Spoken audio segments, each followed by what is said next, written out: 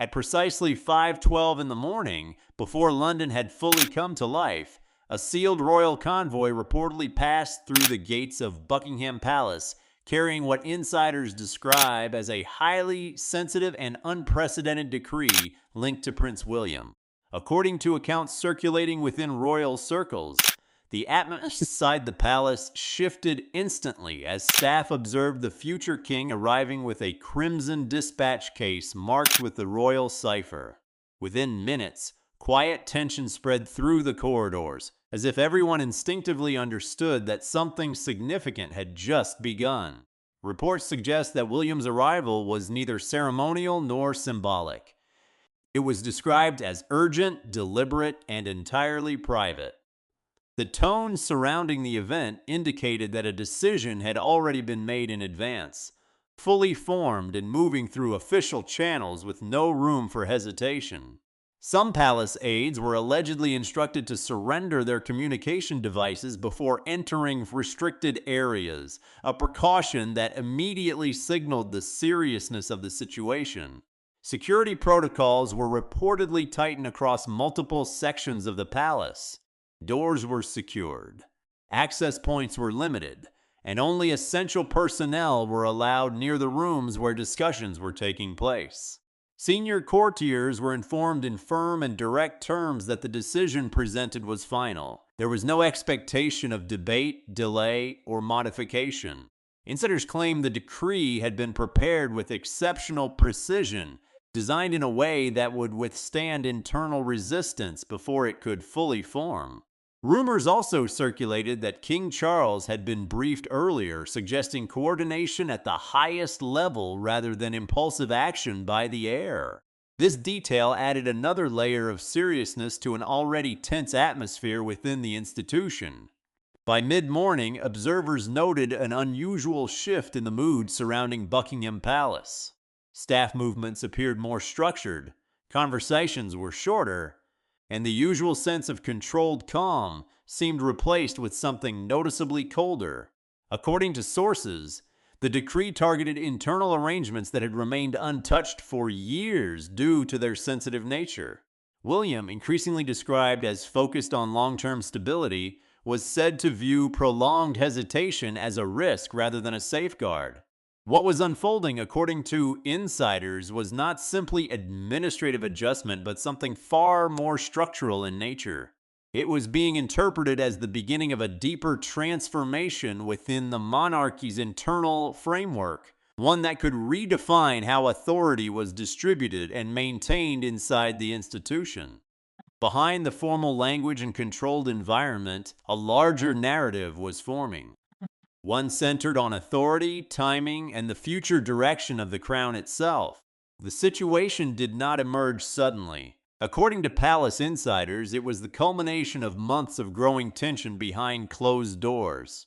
What appeared publicly as unity and stability was in reality a carefully managed surface covering internal disagreements over authority, influence, and the future structure of the monarchy. Within the institution, a quiet divide had reportedly formed.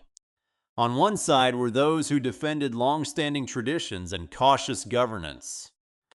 On the other were advisors who increasingly accepted that the monarchy needed to evolve into a more direct and tightly controlled system under the future king.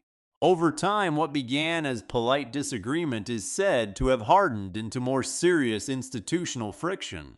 William, according to these accounts, grew increasingly frustrated with delays and internal hesitation. He believed that extended discussion without action was itself becoming a risk to stability.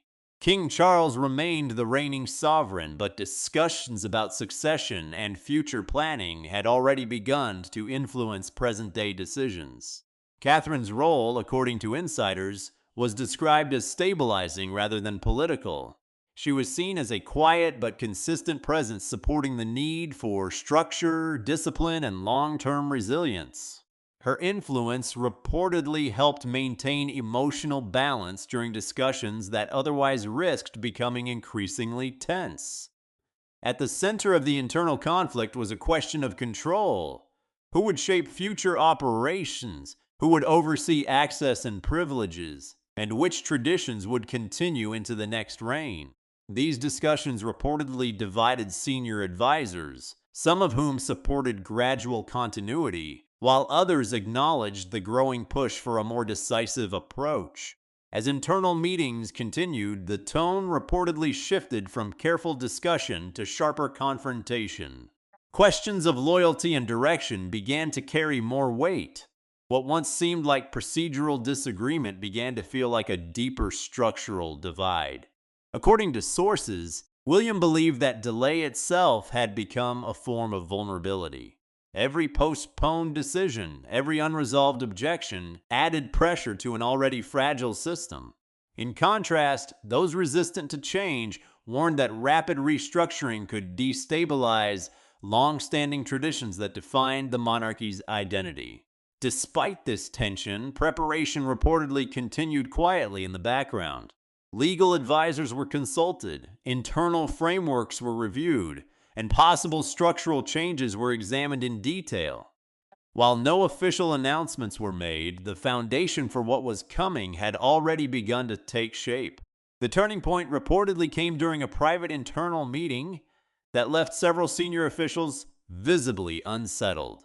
Though the meeting lasted a relatively short time, insiders later described it as one of the most intense discussions the palace had experienced in recent memory. No public record was released, and no official explanation followed, but the reactions among attendees suggested the gravity of what had occurred. According to accounts, senior advisors entered the meeting expecting discussion. Instead, they were confronted with a finalized proposal already shaped in detail. It was not presented as a suggestion, but as a structured plan with clear expectations for implementation. This shift in tone reportedly changed the entire dynamic inside the room. Some advisors raised concerns about constitutional sensitivity and the risk of forcing rapid change while King Charles continued to fulfill his duties as sovereign. They warned of potential public consequences and internal disruption if changes were introduced too quickly. However, insiders claim these warnings had little impact on the direction of the discussion. William, according to sources, had already considered these concerns over an extended period. From his perspective, hesitation had evolved into a greater risk than action. Repeated delays and internal disagreements had reinforced his belief that clearer structure and stronger control were necessary for long-term stability. Legal advisors were reportedly involved in quiet, careful consultations, examining how decisions could be implemented within the boundaries of royal procedure.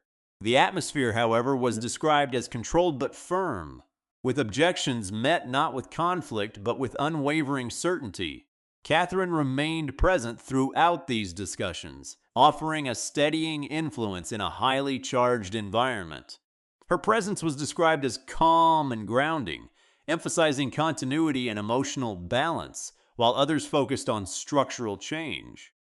King Charles is said to have approved portions of the plan reluctantly, reflecting the difficult balance between preserving tradition and adapting to evolving demands within the monarchy.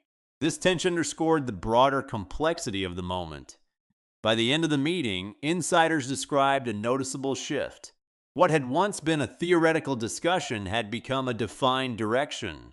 The institution, according to those present, felt as though it had crossed a threshold from which returning to the previous structure would no longer be simple. Following the internal developments, the impact of the decree reportedly began spreading throughout Buckingham Palace. By sunrise, the document had allegedly reached senior offices, prompting immediate reactions ranging from disbelief to concern. Some aides reportedly assumed it would face internal resistance and potentially be revised. Instead, they found that its structure had already accounted for such obstacles.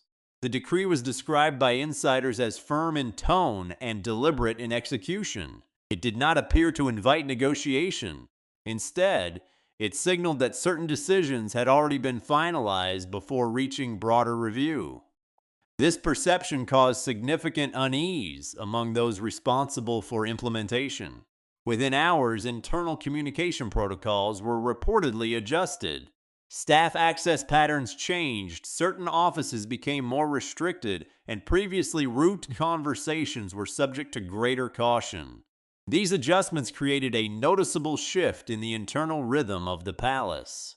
Ceremonial responsibilities were also reportedly reassigned in specific areas.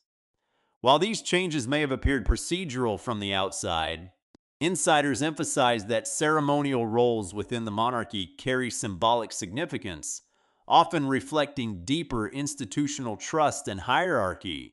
As the day progressed, the palace atmosphere became increasingly structured. Some described it not as chaos, but as tightening control. Schedules were revised, responsibilities were clarified, and internal lines of authority were more explicitly defined. Younger members of the royal household were reportedly informed of changes before some senior officials, a detail that contributed to unease among long-standing staff. Observers interpreted this as a signal that the future structure of the monarchy was already being shaped in practice, not just in theory. Catherine continued to be viewed as a stabilizing presence throughout the process, representing continuity and emotional balance during a period of significant institutional change.